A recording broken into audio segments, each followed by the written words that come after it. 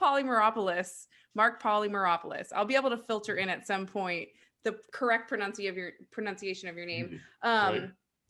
But we're super excited to have you on because we actually have the mutual connection of Matt Domiancic, which it seems that he knows a lot of people. I mean, it's like he's the mayor of a small town. You know, it's very bizarre. The people we've come in contact with all roads lead back to not Kevin Bacon, but Matt Domiancic. So that's kind of funny. And your background is that you've done 26 years in the CIA. And, you know, I know that you had an experience listening to our podcast and listening to your buddy Matt chat with us. And Matt then sent us an article that you wrote for CNN, and it was this op-ed with this incredible story. And we wanted to dive into that. But if you don't mind just giving us, Lexi and I, since we don't know you very well, a little bit of a background and kind of what you're doing now. Sure. Well, so first, you know, it's an honor to be on tonight. I mean, I think that, you know, the subject that you deal with, the subjects you deal with, whether it's leadership or wellness, are really near and dear to my heart. But I always start, you know, any kind of talks that I give with really, it's a funny joke about my last name. So, you know, you didn't butcher it. But I always tell this. No, you didn't. That's very kind of you. Oh my God. No, I always tell a story. So I was serving in the Middle East back in 2006. And you know, and I'll go into a little bit about my career, but I was a CIA manager, an officer in the Middle East, and the president's daily briefers, that was President George W. Bush, called, and they wanted my analysis on a certain issue just before they were going down to the Oval Office. And you know, I'm pretty pumped about this. I'm a young, you know, CIA officer, and hey, you know, the president's going to hear what I have to say. So, you know, I kind of gave my 2 cents, and off they went. And I waited by the secure phone for a while, and they called back several hours later, and I was like, all right, so, you know, what did the president say? And they said, well, you know, the Oval session went fine, but really we spent the whole time, especially President Bush, trying to pronounce your last name. So that's my claim to fame. So you did just as well or better than President Bush. So oh, see, you've done two great things there, which is you complimented me, and you've also name dropped G-Dub to show your credibility. That's pretty impressive. Oh, yeah. and now I'm trying to imagine him pronouncing your name in his accent, which is great. You know, and so I mean, this is this is the story they told me, but it seems pretty plausible knowing him, and you know, President Bush actually was a real consumer of intelligence, but a big supporter of the intelligence community as a whole. So I believe it. I have to believe it. Yeah, it makes for a good story for sure. Well, I'll let you dive into a little bit of your history with your career. Sure. So I served for 26 years at CIA. You know, it's kind of crazy thing. It's the only job that I ever had. I served all over the Middle East, primarily involved in counterterrorism. I did a lot of time in the war zones. You know. Maybe half a year in Iraq and over a year in Afghanistan, 2 separate trips to Afghanistan. And you know, at the end of my career, and I was promoted, you know, relatively to the senior ranks, the senior intelligence service, which is the equivalent of general officer in the military. So, you know, all my fun stuff I did when I was kind of a street case officer.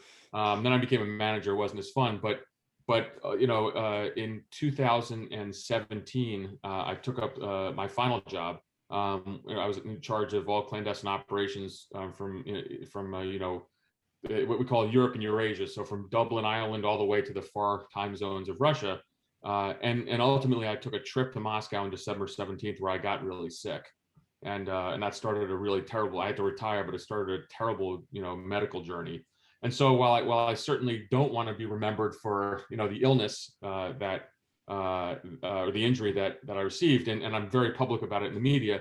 You know, I do a lot of other things. I'm writing a book on leadership. It's coming out under HarperCollins called Clarity in Crisis in July. So I'm super pumped about that. I comment the media a lot on intelligence matters, but really, you know, what kind of seems to have defined me over the last you know, year or so is this kind of crazy health incident, and then my passion for wellness. So that's a long story on how I'm here.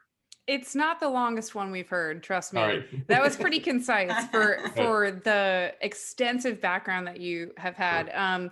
You know, I find it interesting that someone who worked in clandestine operations for so long is now just so vocal. And not that the two have anything to do with each other, but But going from that world to now being such an outspoken proponent for a lot of these issues that we're going to discuss, I don't know if that was always in you or if a transformation occurred.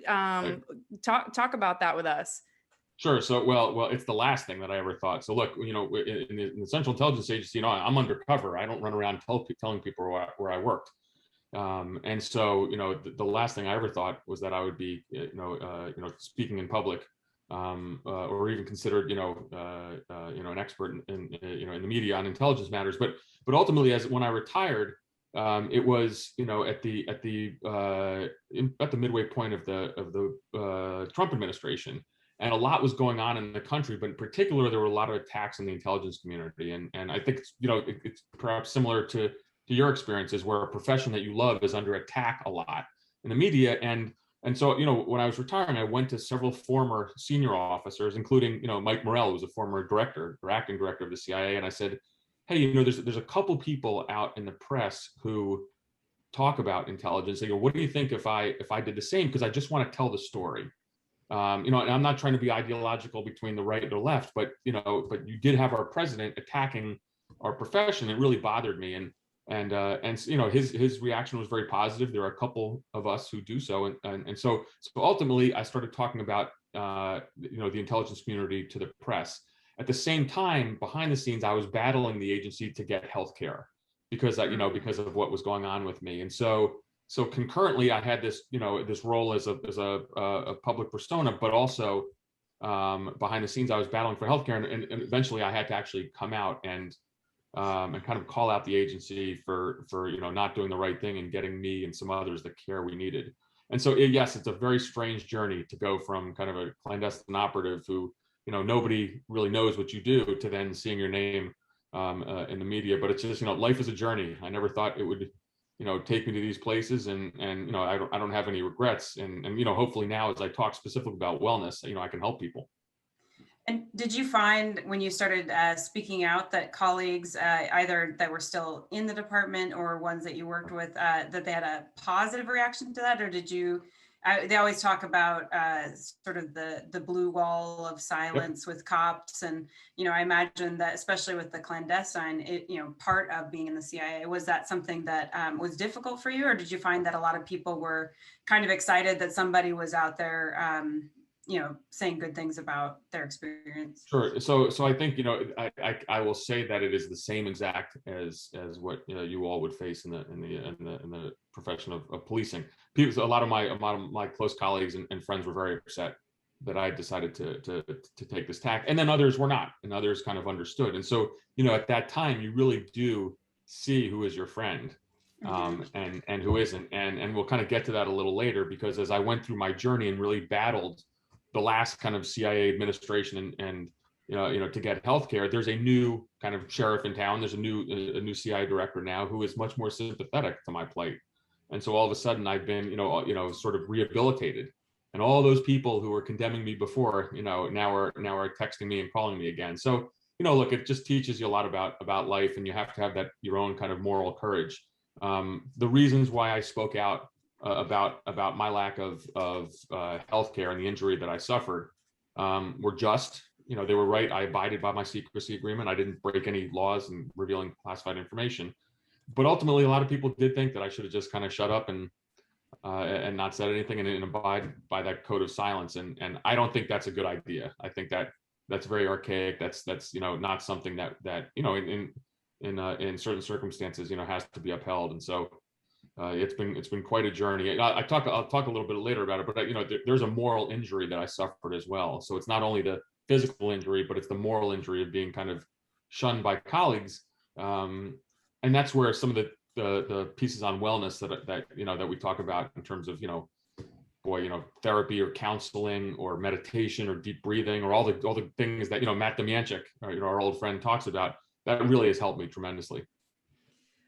Well, I have about 1,000 questions. That's right. And the more you talk, I'm adding more questions to my list. So I'm very excited, but I do want to give people a background on what the hell happened. Sure. If you're able to walk us through that process. So it was December of 2017.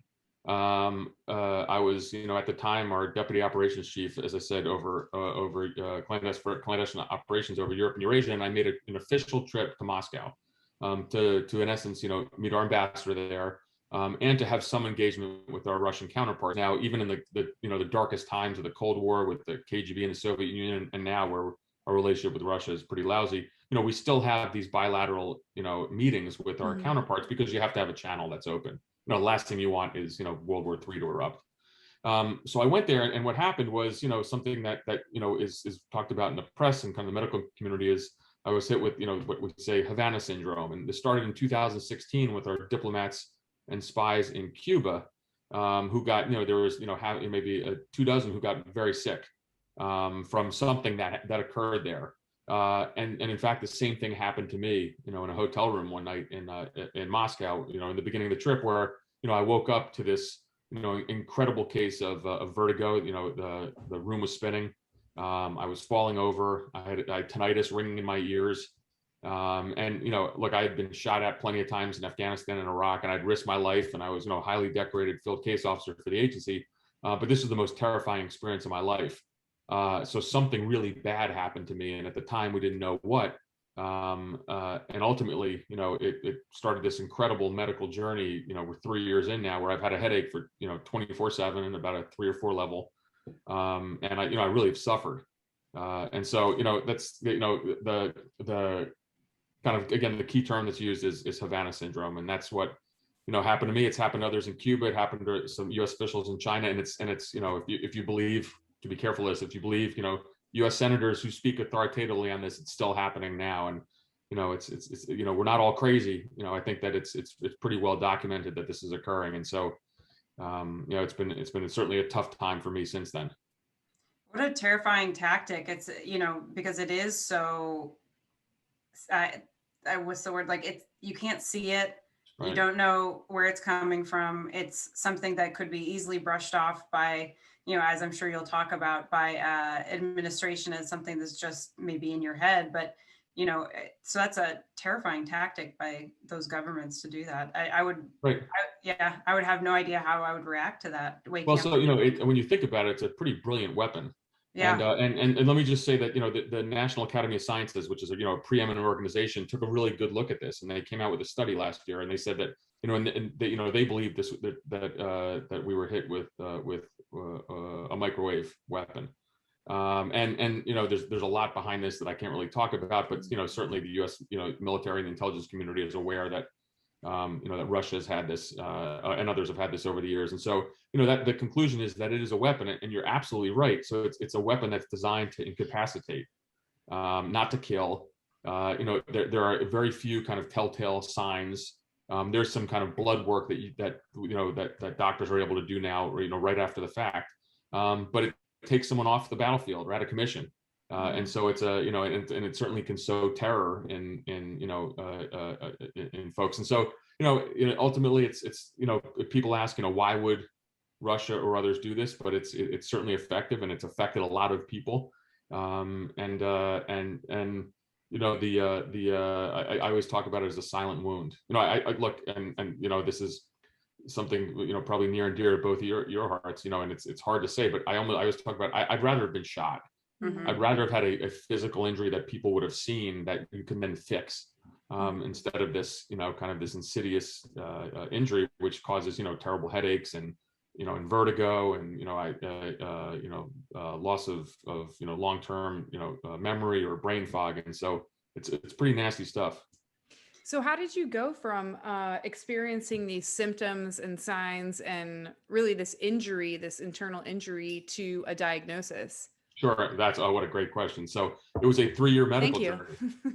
And so, look, I came back, and I was, there's a lot to this, and I don't want, because I literally, when I came back from Moscow, I got really sick about the March timeframe, to the point where I couldn't drive. I lost my long distance vision. I had brain fog. I couldn't remember things. Something was really wrong. There was a body of, there's a whole bunch of officials who had been affected by this in Cuba, and I didn't look exactly like them. So initially the agency was like, yeah, something else is going on. And they were a little dismissive, frankly. because I didn't have the same signs of what happened to those in Cuba. Like I saw infectious disease specialists, allergists. I went to ear, nose, and throat doctors, like multiple MRIs and neurologists, all out of my own pocket. I had multiple, injections in the back of my head, just, kind of steroid injections or trigger point injections. And then I got experimental stuff like the plasma, it's called PRP, plasma injections, which were incredibly painful, cost me thousands of dollars, and still nothing, nothing was working at that time. And I had to retire. I couldn't even go to work anymore. So I retired in July of 2019. But at that time, this stuff was happening to other folks. It was beginning to happen. And so, that all of a sudden the agency and others are, take another look at me and saying, well, wait a second. I always thought something really bad happened in Moscow, but the doctors kind of dismissed it. Now it was happening to others as well, with very similar symptoms. And that kind of kicked off kind of a whole new round of thinking and looks. And, I went to the National Institute of Health for kind of a research study.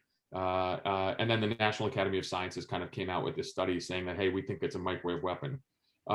In the meantime, behind the scenes, as I'm retiring and in retirement, I'm really lobbying the agency to get me to what, it ultimately was the place that, in essence saved me, which was the National Intrepid Center of Excellence at Walter Reed in Bethesda, Maryland.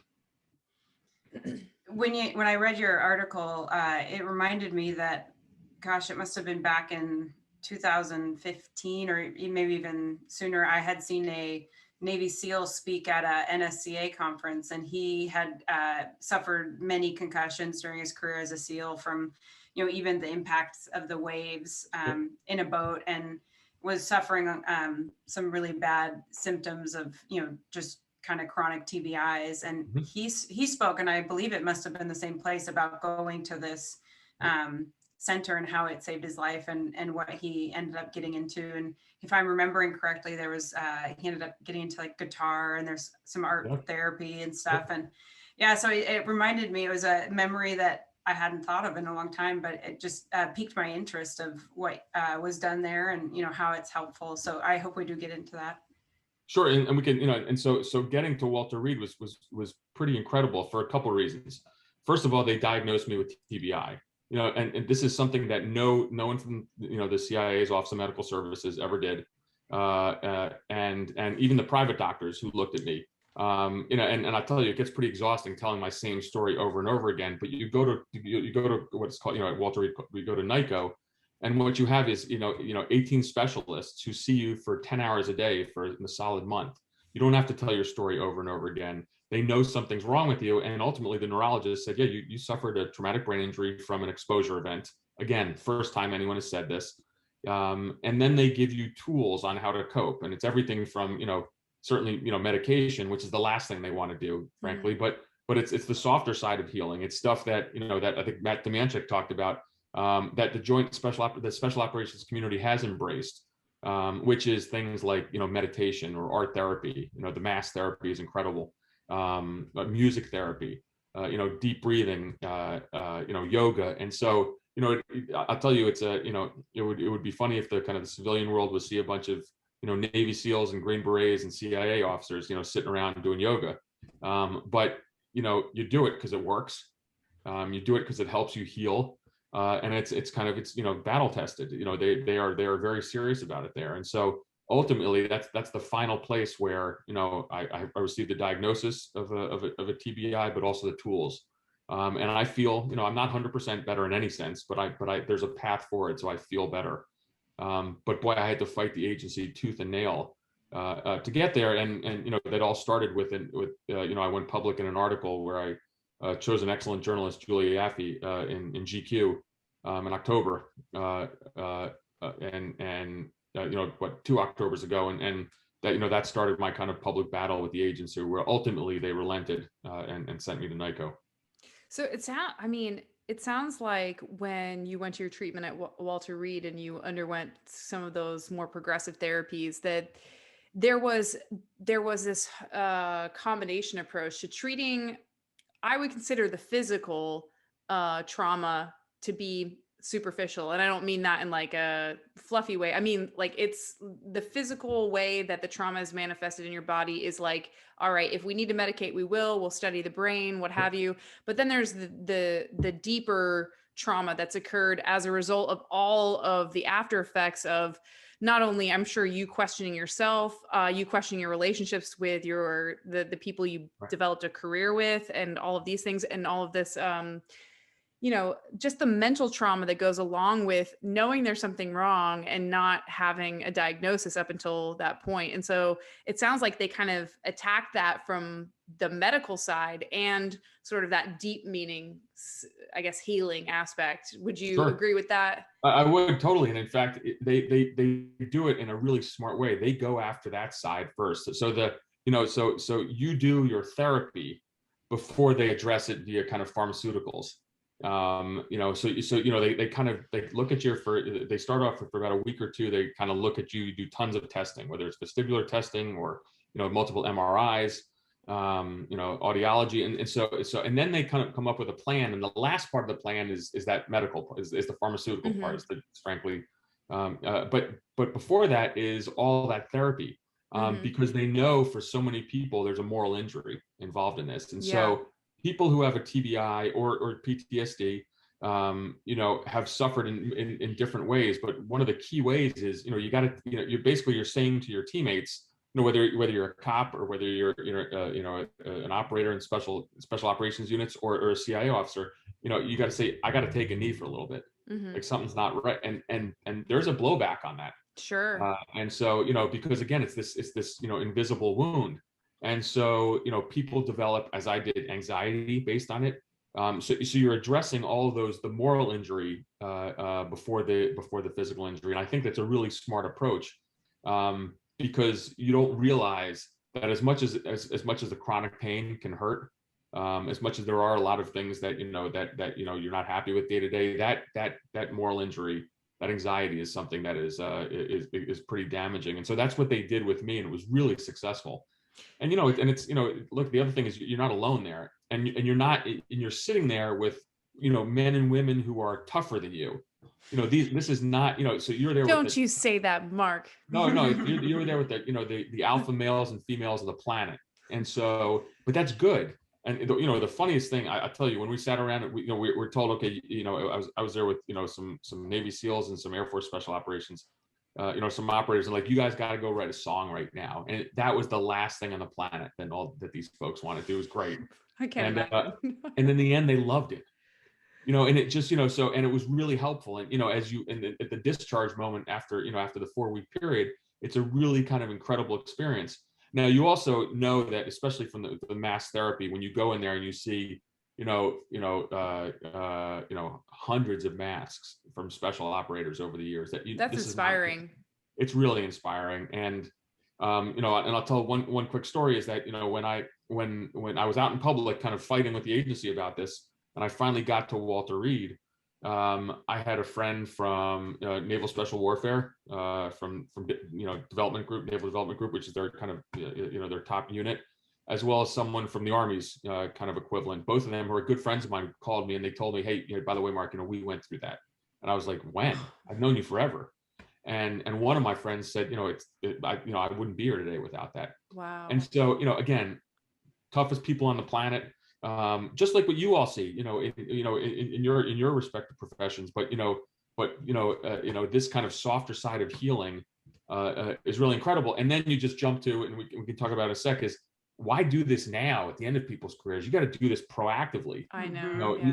This is the wrong time for us all to have gone there, and that's where you kind of go to the proactive kind of wellness versus reactive, and something that I really kind of believe in now. But boy. I'm going back to Walter Reed tomorrow. I have another art therapy session. I love it, and there's tons of people there I know. It's a very safe place for me. That's awesome. I think that's great. I've actually been super impressed with some of the like special operations people I've met, it kind of seems like the military has develops technology that trickles down to the general populace. And it does seem to me that that's true in wellness. I think there are things that I've seen, like you said, some of the toughest guys I've ever met that have done some really incredible things with their careers are now, post career, doing some of the most progressive wellness things out there, just to be better humans and to feel better. And I'm always impressed with that, because these are, like you said, the alpha male and females of the world that you wouldn't necessarily look at and say, okay, they're sitting and meditating every morning or whatever it may be. And it seems like that stigma has kind of started to come off of some of the special operations community, where I don't think it's necessarily gotten to law enforcement yet, but it seems like it is coming. And I have to thank those people who are those leaders from the military that are advocating for that. No, absolutely. And I mean, and so, you look at it in two ways. One is, it's the right thing to do, because this is your workforce. I mean, so when you become a cop, or you join the CIA, or you're in special operations, you're asked to do really unusual things, but you got to make a pact with your leadership that if you get jammed up somehow, they're gonna help you out. So it's just the right thing to do. But the other key part of this is, like, it can extend your career by a decade. Yeah. Mm-hmm. So that's how you have to. That's how the leadership has to accept it. That's how you have to accept it. So when I was at night, I remember talking to one of the Navy SEALs. I said, "Do you really believe in this?" And he's like, "It doesn't really matter, because I know that if I do this, I'm just gonna I'll squeeze another decade out of a job that I love." And so it's proven. Yeah. So, I mean, and when I said believe in it, I mean, maybe it's more of, do you like sitting around meditating? Sure. Well, I don't know, but it works. Yeah, And as one of my coaches always said, you can't argue with results. So it doesn't matter the mechanism, if it's getting you the results that you want, then obviously something's going right. I don't know why. I want to hear your take on why the CIA was and why these large organizations in general are, well, they're behind the curve, in that I get that people like yourselves, people like us, are proactively seeking these wellness treatments and aspects as purely just as a sense of survival. I mean, I think you get to a point where you're like, it's a survival mechanism, and you're grasping at things to buoy you to the surface, right?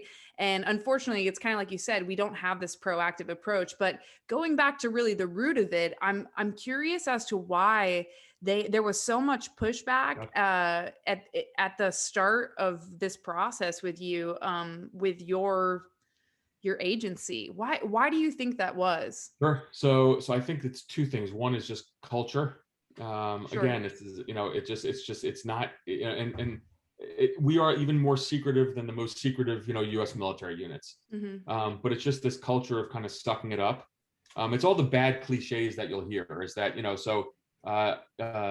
there's, wellness is something that people just paid kind of lip service to, or, this kind of proactive care. So, why the agency kind of rejected me outright at first. I think it was also a leadership fail. I mean, Sure. I don't understand why. And my contention was, there was always a question on what happened to a lot of us, and our leadership, and particularly our leadership our medical unit, wanted to know who did it and what it was, rather than, hey, you all are injured, you have to get health care. If I'm leading, a group of 10 folks in Afghanistan, and one of my case officers, male or female, is like, hey, I'm not feeling well, something's not right. What am I going to do? Say, you send them to the doc, send them to the medic. It's just what you do. So the idea of searching for the answers of who done it and what's going on, rather than treating our people, is something that that's a leadership fail. But then I think, there is a part is, that, somehow in the back of my mind, that there might've been liability concerns, because they, this had happened already in Havana. It happened in China. It was kind of, people were dismissed already. So at some point, they had screwed up so badly that there is, I think there is maybe an inclination to kind of keep going down that road, because if they admit that this happened, and first of all, that's what's happening right now. So I think there's a whole separate issue on over the last 4 or 5 years on how badly the U.S. government has bungled this. But there's a liability issue. Now, one of the things that was really interesting with me is, So I went public with the article in GQ. It caused a huge stink. We had former directors calling the agency. I mean, there was again, for a former CIA guy, there was a Washington Post editorial with my name in it. So at that point, I wanted to kind of dive under the covers. So all this stuff is happening, and I hired a lawyer, but I hired a lawyer not to sue the agency. I hired a lawyer with a specific goal that they put in writing saying, please send Marc to Walter Reed. That's it. Huh. I don't want money. I don't want press. I just want medical care at a place where I know it's, and that's ultimately what happened. So I have no desire to, interestingly enough, my relationship with the agency is kind of, is okay now. Again, there's a new director, and I think that, people have seen the results, for what happened with me, but there's no monetary gain for me. I don't need disability. I retired at 50 when I was set to retire. I retired at a very senior level, so my retirement check is fine. I just needed to get to Walter Reed, thank God I did. Well, man, wouldn't it be great if there was a lot of programs out there that were modeled after that Yep. More options for people? I mean, I think that would be great because, for us cops who, are searching for something like that, with whether it's moral injury or physical injury, PTSD, anything, like having something that's modeled after that, I think would be fantastic. No, for sure. And so, think about your daily routine, and I'll tell you about mine. So as a case officer serving overseas, so it's not a 9 to 5 job. Your 9 to 5 job is doing something else. You're actually undercover as X, Y, and Z. Your job is at night. So you're working till midnight all the time. And your job, and as as an operations officer, is to spot, assess, develop, and recruit, and then handle agents. So these are foreigners who agree to spy for us, which means I have to go out, and if I'm in XYZ country, I'm looking at the Russians, Iranians, Chinese, North Koreans who are there, and you got to spend a lot of time with them. What does that mean? A lot of times you're going out, you're going drinking with them. You're going doing stuff that's certainly not healthy. And so ultimately you get into this kind of never-ending cycle of not exercising enough, drinking too much, not sleeping enough, and then even coming back from a 2 or 3 year tour posting, and the pace of business is such. Okay, you served in I don't know, Egypt for 2 years, but we need you back in Iraq. So get in a plane and go then for a year to a war zone. But then you come back from that and okay, we need you to go to Pakistan. And so, there's never a time to sit back and say, am I sleeping right? Am I eating right? Is there too much alcohol involved? I mean, does this sound familiar to you both? I mean, it's exact, it's the same. And we have to build a culture and where wellness is a part of that, because people are going to burn out too much. And ultimately, families will suffer. But boy, if you do this right, and if you do kind of put wellness into your day-to-day life, and leadership of an organization, advocates for that, you're going to extend people's careers. So it just makes sense, all around.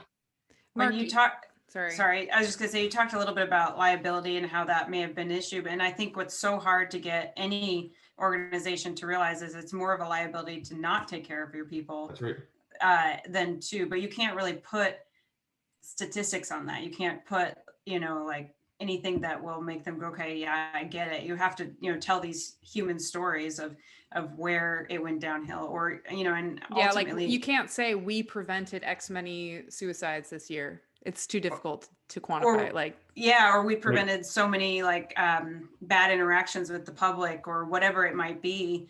It's just so hard to quantify that. So I think organizations have a hard time being proactive and seeing the value and the fact that there is liability in not doing it, Sure. Yeah. No, absolutely. And you mentioned suicide. It's really interesting. And so, the CIA's clandestine service has had that in the past.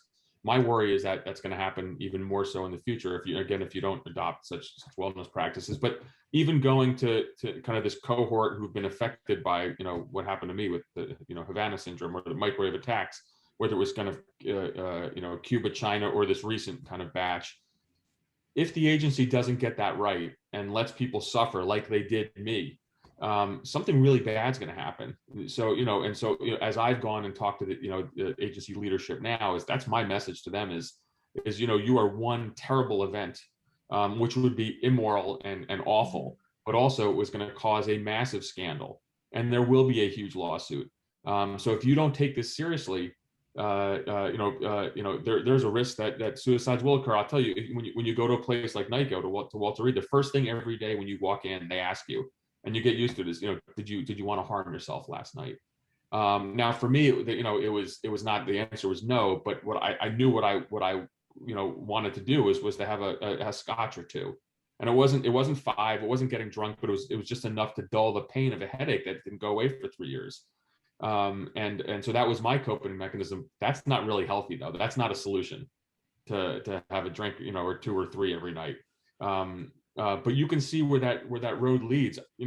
As far as I'm, after what I suffered with, I totally understand, opioid addiction now. And to me, you end up becoming quite proud of yourself after going through, a place like NICO and getting through it and getting better. But I'm really proud of myself even before that I didn't go down a bad road. And you can really see why people do.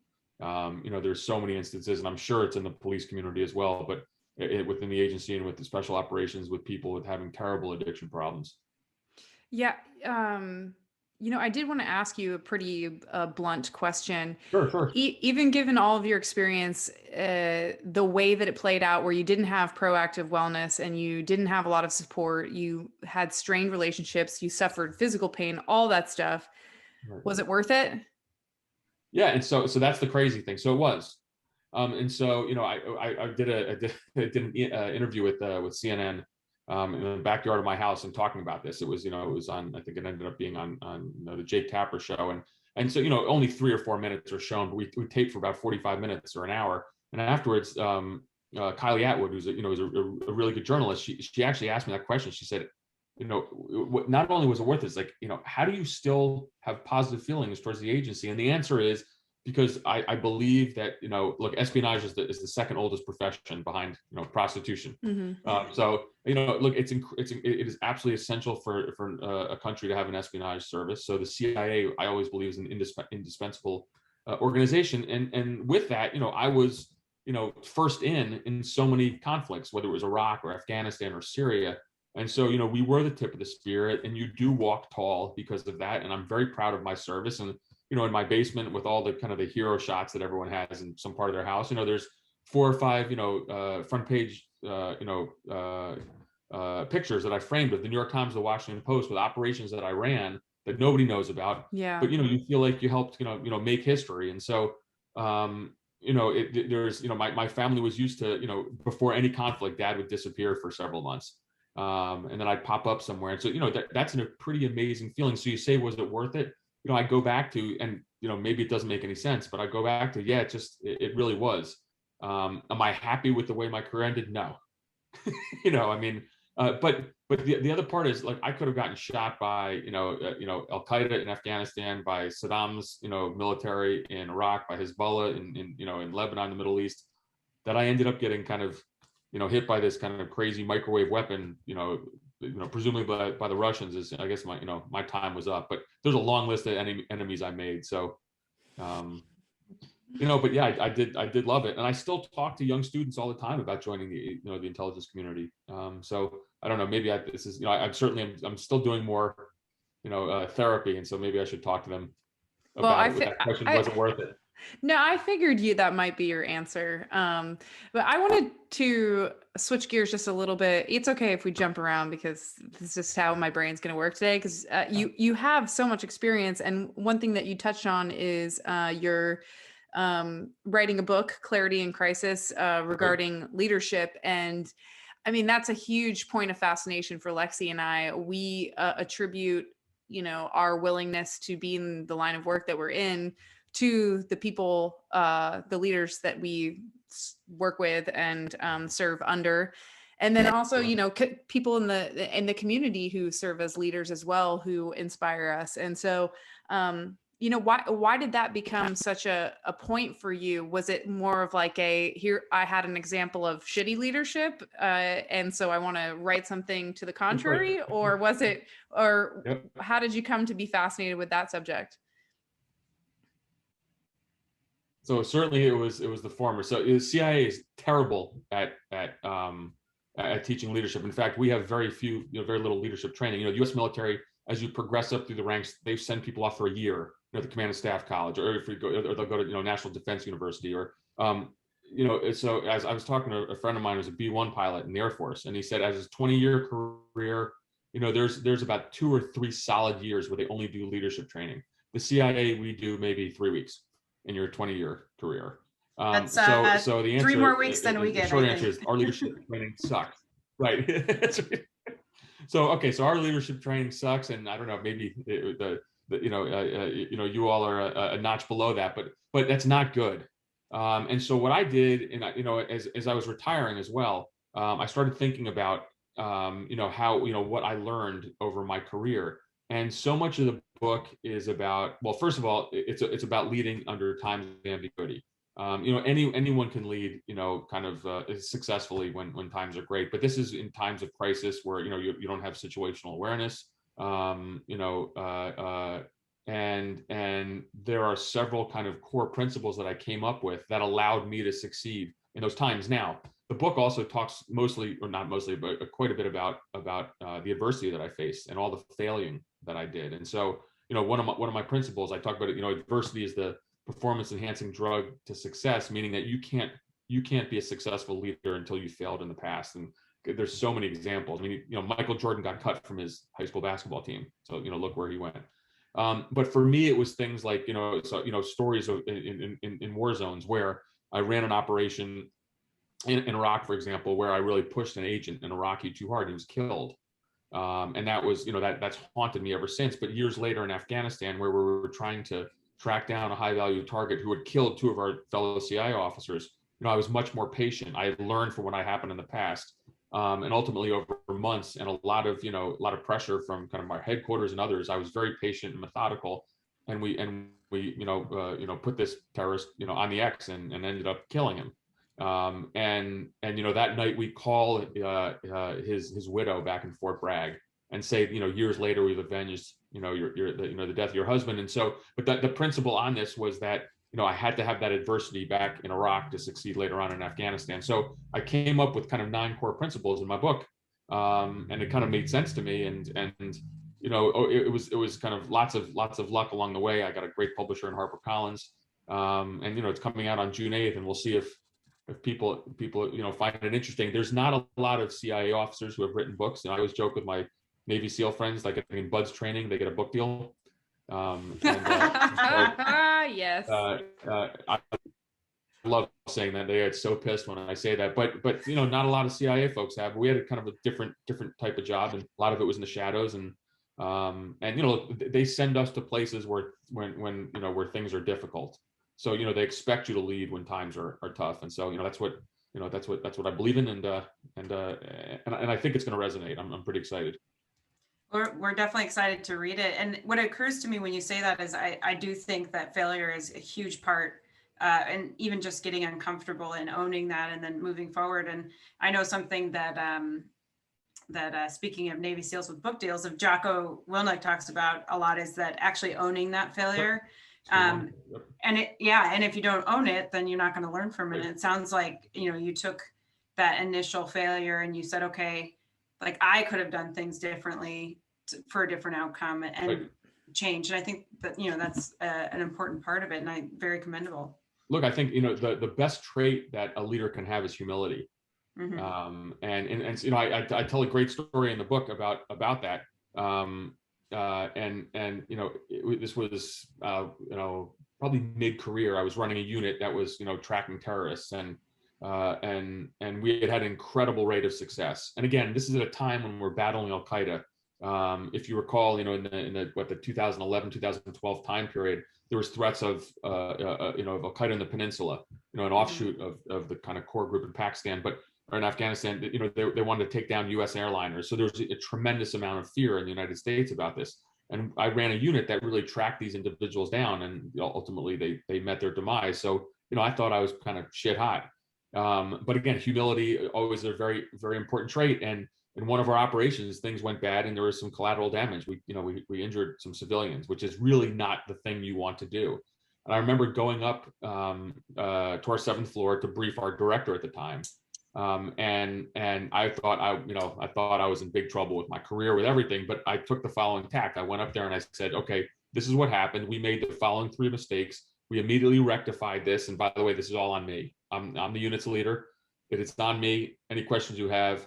Now, there were people who made mistakes. I didn't throw anybody under the bus, but we made kind of immediate changes right away. And there were no questions. I was sitting in front of 40 of the CIA's top leaders, with, big lump in my throat, kind of crapping my pants a little bit. And I walked out of there and I left.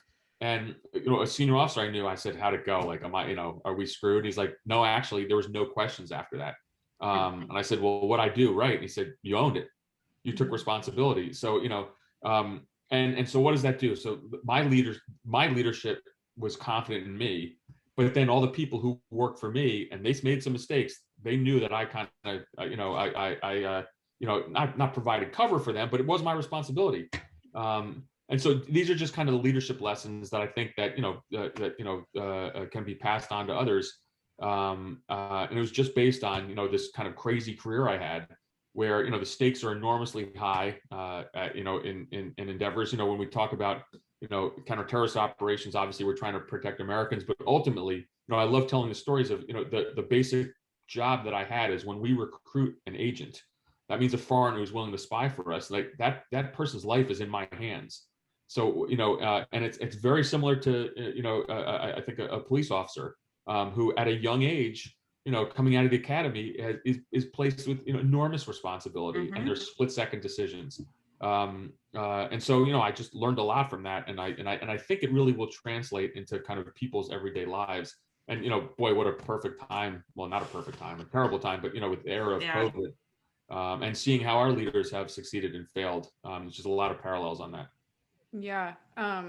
Yeah, we definitely look forward to reading it. And something that you've touched on quite a few times through your stories is the idea of stress. To me, it's like your job sounds so damn stressful. So many layers of stress, just even in that briefing, let alone the operations side of it, let alone the leadership side, leading your unit of people, knowing that you have agents working for you, the stress of developing the relationships with those agents to build trust and confidentiality. And then on top of that, you have all of these other physiological stress, like you said. You're staying up late, you're working long hours, you're drinking because this is how you build camaraderie and all that stuff. I just can't imagine doing that for year after year. Yeah. Like it sounds exhausting, and I'm curious how you were able to, if you were able to maintain balance. How did you do it on-off thing? Like, was it a binary thing? Like, explain to me how you were able to handle all of that. So I mean, for me, it was exercise, and I love lifting weights. And so so that was my kind of not coping mechanism. That was my release. And so so the worst place I was sent to, whether it's in Africa or Afghanistan or in Iraq, one thing the CIA is great at is weight rooms. And so we always had great tons of protein mix and exercise equipment. So I'd come back in great shape from these places. But the stress release for me was exercise. And I have great stories. And I remember I was chief of one of our paramilitary bases in eastern Afghanistan, and I had a deputy who was a CrossFit fanatic. And he'd be he'd get up at 3 a.m, 2 a.m. We'd be up all night. We'd have some kind of crazy operational stuff, but that was his release. And so that's really important to try to kind of find those things. I think the other part, the and you asked me if you said was it worth it, but what I missed is the camaraderie. And Sure. Again, I'm going to make these parallels with being a cop. And one of the principles in my book I call family values, and that's kind of really kind of silly and cliche-ish, but here's what I mean. It's and I'll tell a lot stories tonight, but it's things like when I was in Afghanistan, and I was literally on the border with Pakistan and Afghanistan. So I'm 6,000 miles away from home, and I get this kind of mess, and it's going to take forever for me to get out of there. But my mom back in New Jersey passed away, and so it was really sad, and so I had to get home. And these were multiple helicopter flights to then get in a fixed wing aircraft so it was just hopping over bases, but leaving kind of the border area, and we have kind of the baddest ass, helicopter pilots in the world, veterans of kind of the U.S. military's most elite units. And I remember we were trying to get through a mountain pass, and it was really crappy weather. And I'm in nods at night vision, and I'm sent. It's all cloud covered, and I'm on comms with the helicopter pilots. I'm like, come on, guys, let's just turn around. It's not worth it. And they persevered, and we were just hovering, and I was getting a little worried too. And we finally make it to another base, and I get out. I'm like, come on, like that was crazy. Why did we do that? And I don't know these pilots, but they're like, Chief, that's what they called me as the base chief. Said, Chief, your mom passed. We knew that, and we're gonna get you home. And I get choked up even thinking about that now. That's the kind of camaraderie that we had. And so it's sitting around fire pits at night in Afghanistan, getting to know your teammates. It's being able, knowing that just as we avenged the death of one of our officers, that someone, if that happened to me, I know my teammates would do that too. And even, there's a local bar here, and I live in Northern Virginia, a local bar here in Vienna, Virginia, called the Vienna Inn. And that's kind of the watering hole for the agency. And so every year, my team that I was with in Afghanistan a decade ago, we meet, for kind of a night. And so, that's the camaraderie, that's the kind of the family values, that if you build a unit based on that kind of love and respect for each other, you have extreme confidence in them when, situations are tough, when there's no situational awareness at all. And so that camaraderie is really important. I think police officers, they definitely feel a lot of the similar, that camaraderie. And I know Lexi and I can definitely attest to that, but it's probably to a fraction of the degree of, we're not camping out with each other and that kind of thing, but there is definitely the day in, day out kind of aspect of that. And it makes me sad for people who will never experience that. I genuinely feel bad for people who do not have the great gift that it is to serve with people who are there for a greater cause than themselves, and are there to ensure that I go home safe. I'm there to ensure they go home safe, and that whatever the mission is accomplished. And so it is a really nice, I think it's added such richness to my life personally. Absolutely. That's why we still do it, I think. Right, Lex? Absolutely. Well, you don't get, none of us get paid a lot. That's for sure. No, and it's not like we're look, celebrated in the media all that much either. Well, I mean, God, look, so I sympathize with what you all are going through now, only because CIA gets put in the barrel every once in a while. So so whether it's things that happen in Guantanamo Bay, or secret prisons, or the whole torture debate, that stuff happened. Just like there are police officers that, who have done things that they probably shouldn't have. There are CIA officers who have done things they probably shouldn't have, and then everybody gets condemned for it. And so I identify with what you all are going for. But one of the kind of the funny things about for me in my career between the left and the right is, for a long time the left hated the CIA, but then under the Trump administration the right hated the CIA. So me, as the CIA officer who kind of retired, and then now I'm this public figure, I have all these if you want to call them more kind of liberal news organizations who kind of love me, but that same group 10 years earlier with the torture debate, weren't really in my corner. And so you just have to kind of take it and just get it with a grain of salt, and then shrug a little bit. But I think ultimately sometimes you go in a profession that some people are not going to approve of. And as long as you kind of believe in yourself and you do it for the right reasons, and you have friends and family who know that, you have to have that kind of moral toughness. I think that I worry for you all, just as I worried for the intelligence community when kind of the Trump administration kept attacking us, that who's going to want to come and serve, and even on retention issues. And that's something that Matt and I have talked a lot about in terms of the police force. It's and so just the CIA is the same thing. We work in the shadows, and everyone thinks we're killing babies and doing all these terrible things. And the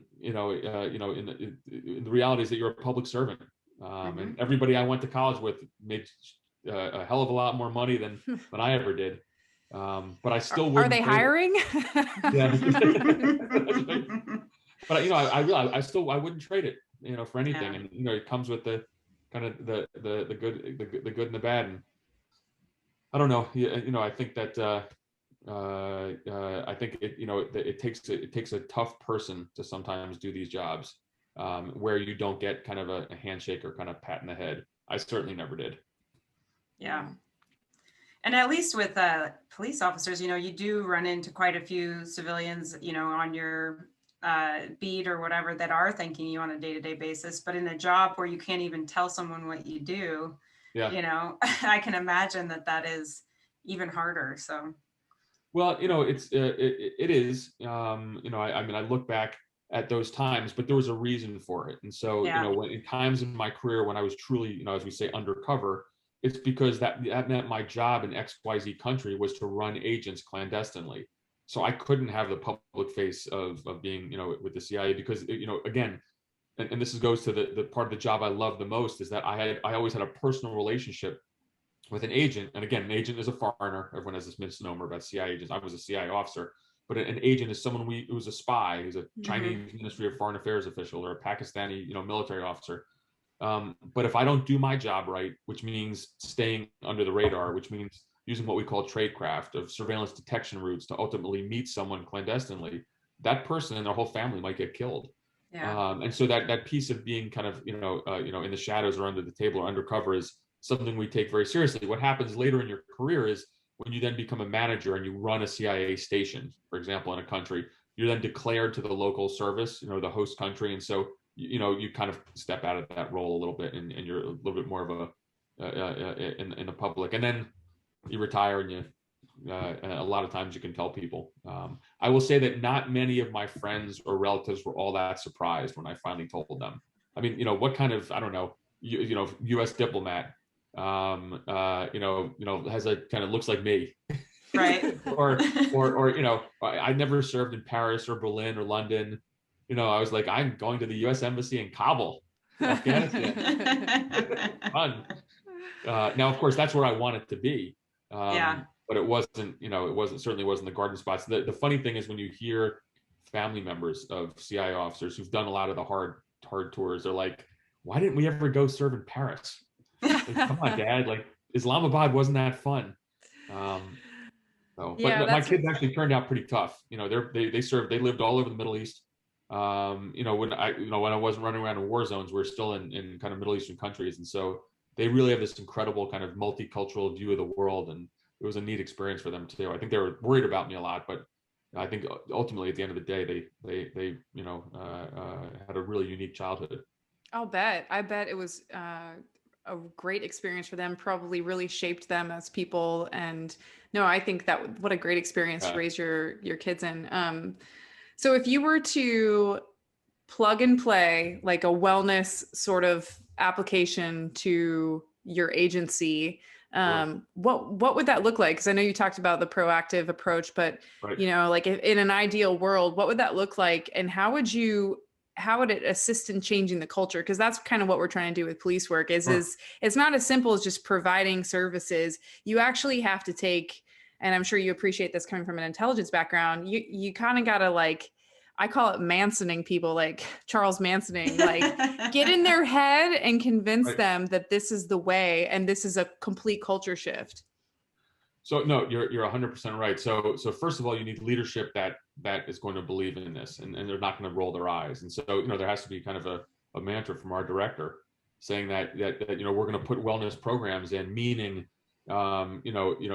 mandatory time where you can go to the gym or, having both, physical therapy available and therapists available, but there is kind of plug and play stuff I've thought about. I've met some really interesting people, over the last couple of months. There's one guy. He's a former, his name is Bill Negley. He runs he has an app that's called Sound Off. I'm not plugging the app. I have no financial interest, but I just found it interesting. He was former CIA, but his brother-in-law was a naval special warfare operator who committed suicide, and it's a horrible story.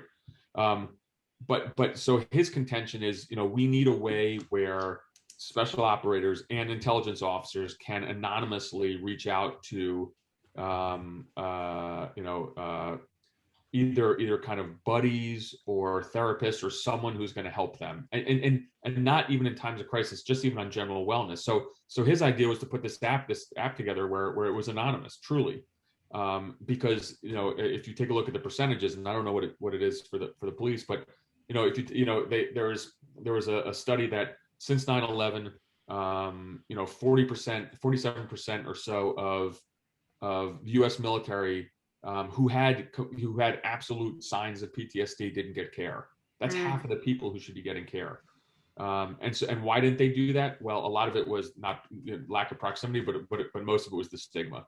And just like for the CIA, I'm not going to say something that's going to get my clearances revoked for travel or for postings, because that's what's going to happen. So I like the idea of having this more of an anonymous way to kind of deal with wellness and mental health issues. And so that's one idea, but overall it's reducing or getting rid of the stigma that people need kind of daily care on all parts of their life. And so I think for me, one of the passions that one of the interesting aspects of kind of my public persona is that I've met a lot of people from Congress, for example. Well, what does Congress do? Congress loves authorizing money for stuff.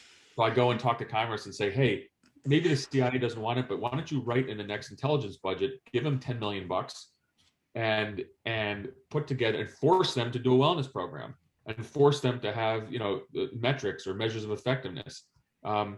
And I think the kind of the final part on this is old crusty folks like me, I know I believe in it, but maybe my generation doesn't. But younger people who are joining the CIA absolutely dig this stuff. I made a trip just before the end of my career. I love this story. I made a trip to the U.S. Embassy in Sana'a, Yemen, which doesn't exist anymore because Yemen is this now war-torn country. The embassy's closed. And I remember going there and I saw several of our officers doing yoga. Wow. And I was like, that's pretty cool. And it was because one really kind of more kind of progressive leaning, young CIA officer was like, hey, this is really good for us to do because it's super stressful here and Al-Qaeda wants to kill us and the Houthis are taking over. And so let's do this. But, I think that the younger generation believes in this much more than certainly folks like me, although I have become an adherent to it. But, so it's apps like Sound Off, it's Congress, it's money, it's just kind of preaching. It's having, talking to you all, it's having Matt Demiancic run around all over the country, who's an incredible inspirational speaker, far better than I am. And just talk about the need for self-care. Yeah, getting the word out. Yeah. And, I don't think it's a matter of we don't need to shape it as something it's not. I think we don't have to make it look cool to do yoga. I think, someone like Lexi and I, for instance, if there's data behind it and there's science, or we can, if we try it and we feel it's effective, you can't argue with results. Back to that former comment, it's like, absolutely. Then I'm going to add it to my repertoire of wellness tactics and tools and things like that. Yeah. So I don't know if in kind of all the debate now on police reform, if that wellness is being put into that, but boy, would that be smart if Congress is like, okay, there's certain issues, in terms of, training they want to address, but how about, putting a whole bunch of money into wellness? Now, that might not be the solution that people are looking for, but I bet that would make a hell of a difference for the cops who really need it. So again, it's getting to Congress, it's money. I mean, there's certainly different avenues. Yeah, and I think again, I have to thank you and some of the other people that I've met that are making, taking the mantle of self-care and showing that, it doesn't matter your age or your career, what kind of badass stuff you've done throughout your career. This is important. And, the more people that do speak up and have the courage to do so, I think helps, the younger generation and people coming into it realize that, why wait until, you have to do this reparative stuff, just start now and, it'll be better for you. No, I think back to that kind of so during the the mass therapy sessions at NICO at Walter Reed, so I made this great mask, and it really meant a lot to me. So it was a mask of Superman with kind of Superman colors painted on it, because that's what my kids thought I was for so long. And then it had an ice pick jammed in between the two eyes because that signified the headaches that I suffered from. And then it was overlaid over this wood where I kind of burned in the CIA seal but cracked in half, because that signified how and so I mean that's kind of really powerful stuff. And look, I'm not the toughest person to ever gone through that place, certainly not with the the cohort I went through, but but I think that, that says a lot, that I was able to actually kind of express myself that way. And as people have seen that mask, I think it's had a pretty profound effect, because I would imagine other people kind of feeling the same way. One of my really good friends, who was kind of a hero after 9/11, and really tracking down, and ultimately, that led to the tracking down bin Laden, that led to his death. He's really passionate about this too, because, and he tells me, he's like, what, like, I'm broken. He hunted bin Laden for 9 straight years, essentially with no vacation, nothing, in really shitty parts of the world. And he's broken now. And he tells me, and preaches the same thing, that, we really need these wellness programs, because you don't want to get to be kind of like us right now. You want to address this stuff kind of head on. And so, for someone like that, what did he need? He would have needed, access to kind of counseling. We see a lot of bad stuff, just like a cop. Mhm. I've seen more dead bodies and brains bashed in, and I've done a lot of really bad things, and done things that have led to the deaths of a lot of bad terrorists, bad people, but it still kind of weighs on you.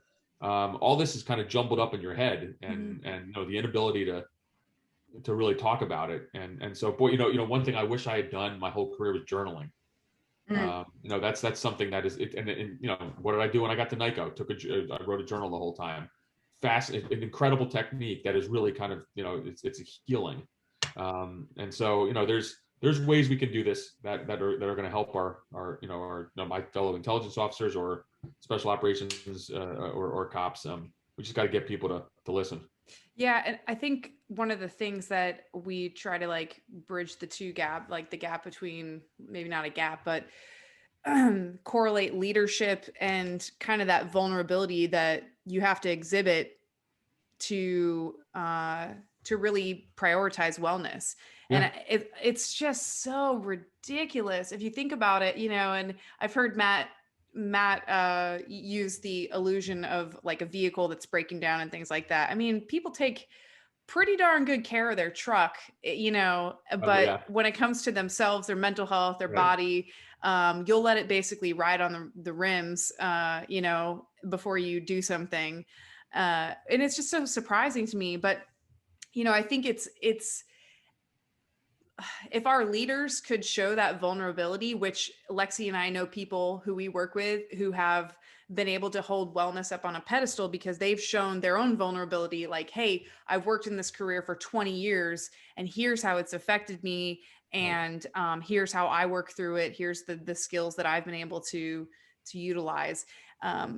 It's just, I just don't think that happens. It's the exception and not the rule right now. And so, hopefully we can get to a point where people in those leadership capacities are showing that vulnerability. And it's not all about like, fuck yeah, we know you're alpha. We know you're tough because we work with you. We've seen you in tactical situations. We've seen you make decisions on a dime. There's no question there. You don't need to, keep up appearances in a situation where it requires humanity as well, So in my opinion, that would be a pretty good thing for the sea change that we want to see occur, is more leaders show that vulnerability. No, 100%. I mean, there's so many points in my career where I did things that were stupid, to myself, to my family, even something, so later on, as I developed my leadership principles, I was able not to make those same mistakes. But it's just a basic example. I remember, I was in the Middle East. My wife was pregnant. We came back to the United States. She didn't want to deliver. We didn't want her to deliver in a kind of a dingy Middle Eastern hospital. So we came back. Why not? Right. But so my son was born. I was supposed to have 3 weeks of paternity leave, and we got a call. It was what we call a non-scheduled meeting. It was an agent triggered a meeting all the way in Khartoum, Sudan. I was supposed to have 3 weeks to be with my family to see the birth of my son. But and by the way, there's a backup officer. So I'm supposed to handle this agent. He was a penetration of Al Qaeda, someone who's spying for us, giving us information, Al Qaeda. There's someone designated in the operation to take my place. But no, I'm Mr. Badass. And so what do? The day after my son is born, I get in a plane, miss my entire paternity leave. I spend 3 weeks in Khartoum sitting in a dingy safe house and so with a beard, and I was in full disguise with a full robe, with a little Glock hooked to my side, and the agent never even shows. Oh my And God. so I came back, Unfucking forgivable, Mark. right. So I come back, and now my wife, it was incredibly kind of, forgiving on this. And because this was, this was post 9/11, where everyone is really jazzed on going after Al Qaeda. But what a stupid move on my part. So later on, when I'm a manager and people have family issues like this, the birth of your child is pretty important. And someone would say, I can't miss X, Y, and Z. Yes, you can. Or for example, when my mom died in Afghanistan, and that happened far out, this first instance of my son being born, that was much later. I actually went home for a month to kind of bury her, proper, 3 weeks or so, whatever, to get all the affairs in order. So when you become a leader later on and you see your younger officers making those decisions where they think they're being tough and pushing through stuff, look, you got to take care of your family. Because ultimately that's what's gonna kind of sustain you for the long term. Look, your career is a marathon, and so you got to be just really smart about it. And I'm definitely of that personality. Like Callie and I've been talking about it, that's why she's laughing, is I have a really, really hard time, saying no if I think that, it might affect my fellow officers, like, one more body would help them. And, but the best leaders I've had have said, you know what, take a day off. Yep. When we were in the thick of it last summer, my entire team had young kids, young families. And when it came time to actually start relieving people, I kept saying, no, let everybody else, they've got young kids. And one day my sergeant was like, you're taking a day off. I am ordering you to do so. And I think that, good leaders recognize that your strongest workers are going to want to work and they're going to have that personality. And if you don't take the authority to do what's best for them, they may not make that choice. Right. Yeah. And you're not again, and it's also, it's a stigma thing in your mind. Yeah. You think, oh my God, I'm not going to be there but actually your teammates or your squad or whatever it is will probably be like, yeah, go, just take that time off. So you're only battling yourself, Absolutely. Well, I think that the other aspect of that is take the time, if you have the opportunity and you can take the time, or it's been a while, you should do it when you're able to voluntarily do it on your own volition, and not when it's to the point where your body or your mind, it takes over in terms of like a survival thing, and you literally can't get out of bed, you can't think clearly, you're extremely depressed, or your anxiety is through the roof, and all of those things happen. And then it's like, you're no longer in control of your days off. It's like you basically feel handicapped by the response to stress, or at least it can happen. So yeah, I mean, I think that's part of the preventative thing, is getting ahead of the curve and just recognizing what that can really do for you in terms of continuing that marathon that you're talking about. And in a place like NICO or any of these wellness, because wellness, programs, it's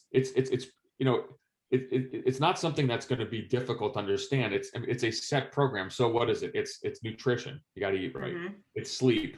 With TBI, almost half of TBI victims, develop sleep apnea.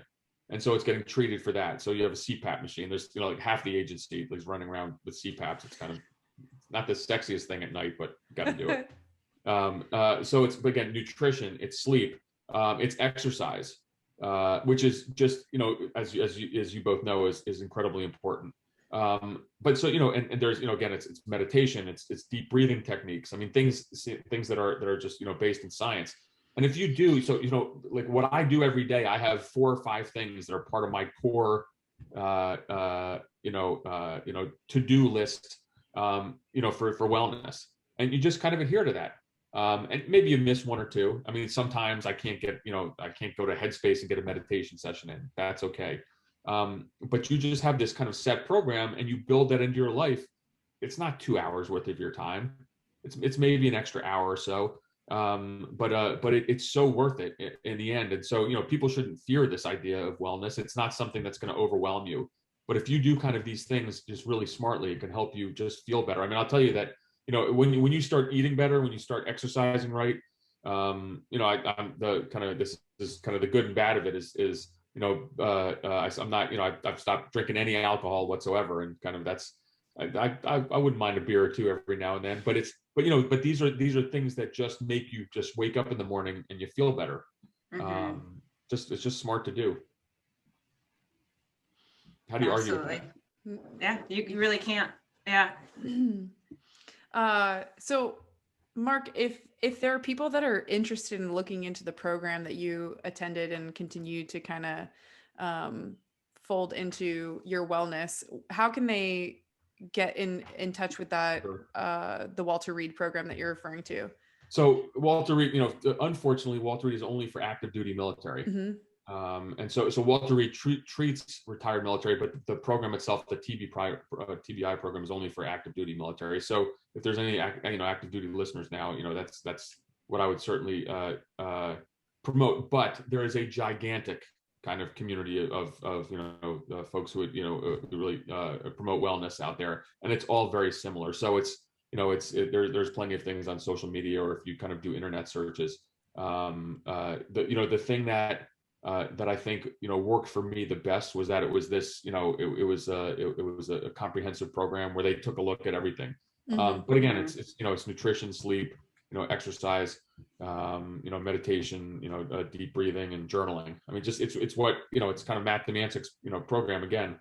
But for me, it was kind of unique, and as a CIA officer, we have kind of a special relationship with Walter Reed, so I got to go there, and others will as well. Well, unfortunately, it's not for the general public. I'm so grateful that you shared so many awesome stories. I wish that we were in the same room and we were sitting in front of a fireplace and you could regale us with stories for hours and hours, because I know that you could. I mean, it's just incredible what you've done, and more to the point, like incredible service.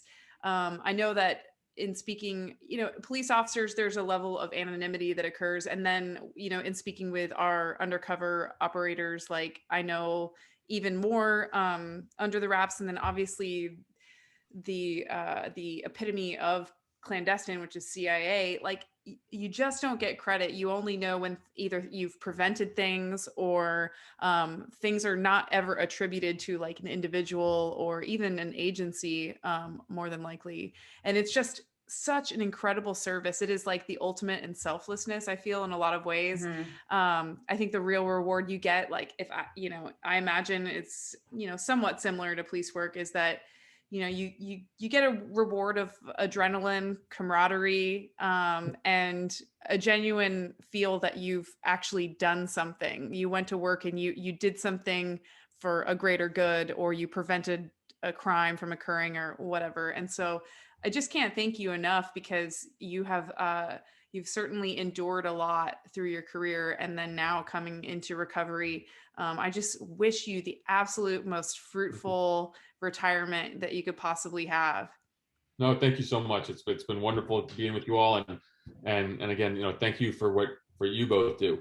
And I think the professions are incredibly similar. Again, you're not going to get a lot of public accolades, but ultimately you're doing the right thing. A lot of times I think in maybe both professions, you're kind of like a soccer goalie. It's hard to throw a shutout, pitch a shutout. I'm going to get this all wrong. Because when a goal gets by you, maybe perhaps for us that would be a terrorist attack that we didn't stop, or if a crime is committed as a police officer, you actually genuinely feel bad. I remember our feeling after 9/11 was that CIA really failed. But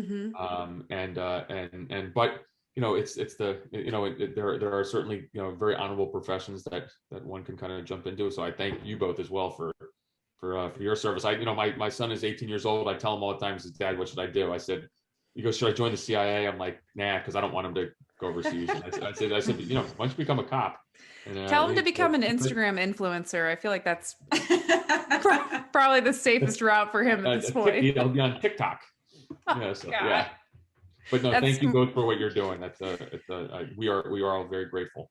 Oh, it's our pleasure.